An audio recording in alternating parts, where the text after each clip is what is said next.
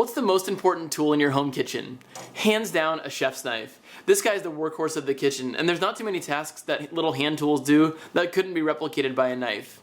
If anybody ever holds you up and says, hey, give me all your kitchen tools except for one, choose your chef's knife.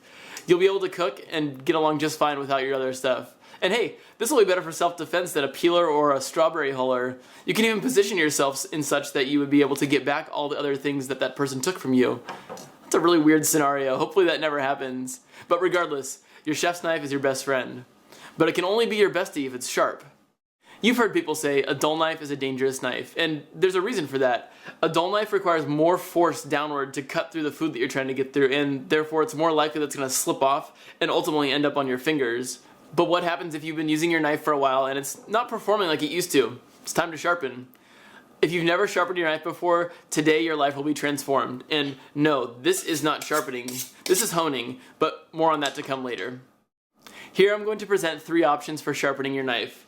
One is called an Accu Sharp, and it's a little handheld tool. The second one is an electric knife sharpener, and the third is a Whiststone. And I'll present these in increasing order of investment of time and money. Okay, first up, the Accu Sharp. Now this is a $10 plastic handled tool that inside contains 2 tungsten carbide blades set at a precise angle, 21 degrees to be exact. And to operate it, all you do is simply run this over the blade of your knife between 2 and 6 times until the sharpness has been restored. But before we do that, let's figure out, okay, how do I know if my knife is dull? You can do a little sideways thumb test and be like, oh yeah, my knife is dull. Or you can be cutting your food and think, okay, hey, this isn't quite right and it's not doing exactly what I want it to. It might be kind of hard to push through the food. Of course, then you know your knife is dull and needs some help. But there's also a third way, and it's kind of a universal test. A sharp knife should be able to slice cleanly through a sheet of paper if you run it the length of the blade. This guy didn't even make a slice or a mark at all, so it's going to need some love. Okay, to use the Accu Sharp, we're going to have to place the blade face up on our countertop. Typically that's not a great practice and would be kind of dangerous, but we're servicing our tool, and that's why this blue finger guard is in place here. Never once have I contacted this with the blade of my knife, let alone cut myself. So to use it, I like to put the tip of the blade off of the edge of the countertop a little bit so that as I'm drawing down toward the bottom, I'm not hitting the counter with the tool.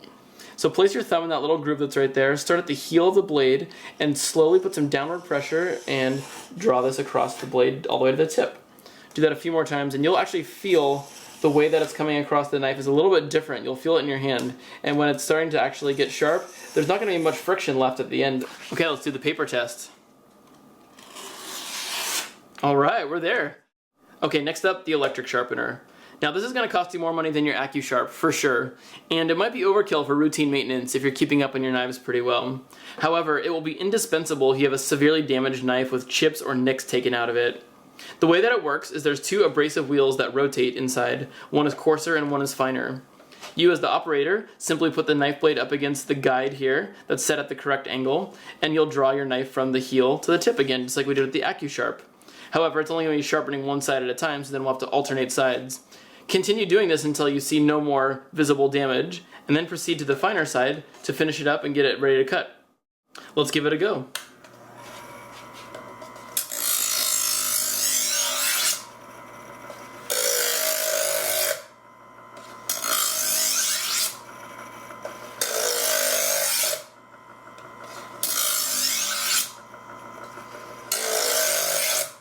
Okay, let's go to the finer side to finish it up.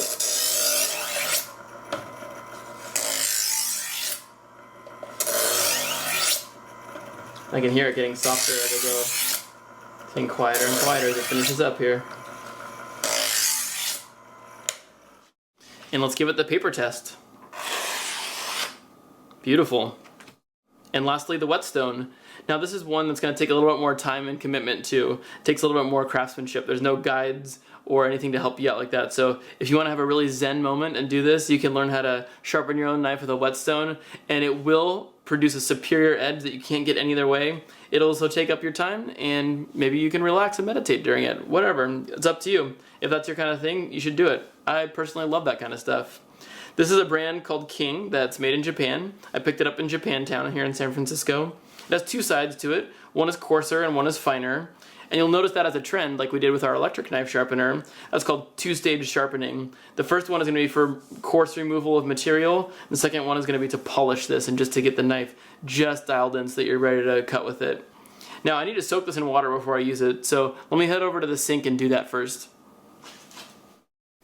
Okay, this has been soaking in water for about 5 minutes now, and you can see there's actually some tiny bubbles that have formed here, and that's actually a great indication that water is going into the stone and air is being forced out. So the stone is an absorbent material, and so that's actually why it's called a whetstone, obviously, is it has to be wet. The water is going to act as both a lubricant and as an abrasive, so as we run our knife across there, it's going to create this slurry of a little bit of the stone that's actually being removed from the whetstone and a little bit of metal that's being removed from your knife at the same time. So I'm going to turn this over and pull it out. I'm going to use the coarse side first. Okay, so I've turned my stone sideways so that I can work with it.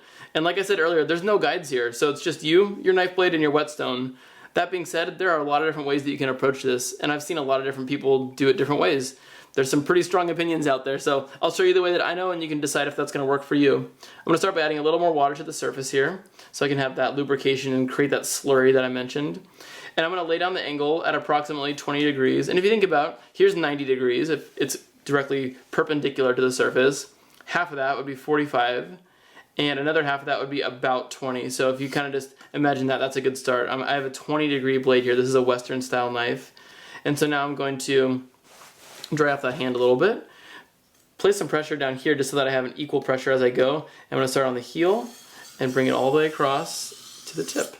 You'll notice a theme here in all of our sharpening. We're going from the heel to the tip. So now I'm going to do the same thing on the opposite side, same angle if possible, and draw it from the heel to the tip. So this takes a lot of practice and finding just that right angle, the right pressure, the right balance. You want to get the entire edge of your knife sharpened. You don't want to just do like a little part of it here and just have like one super sharp part and then the rest is neglected. So it takes some time and some practice. I've heard it described as if you were trying to slice cold butter off of a stick of butter there.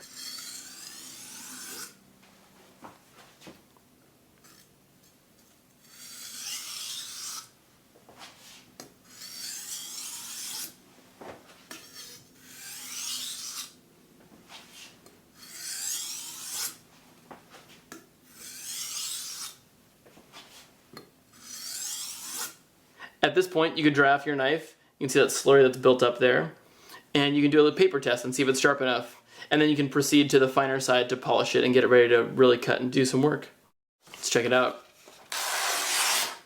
Better than ever. Let's finish by polishing it on the other side.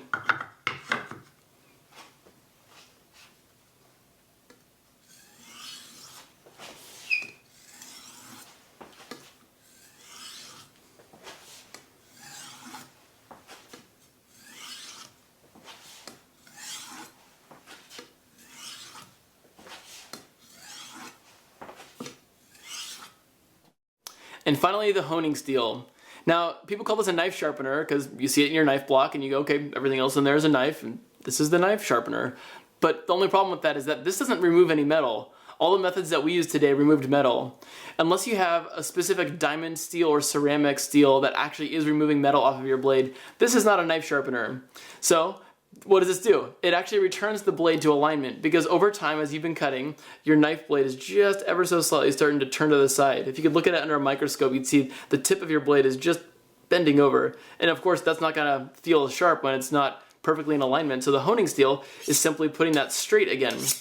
So that's what this is. Honing steel, not a sharpener.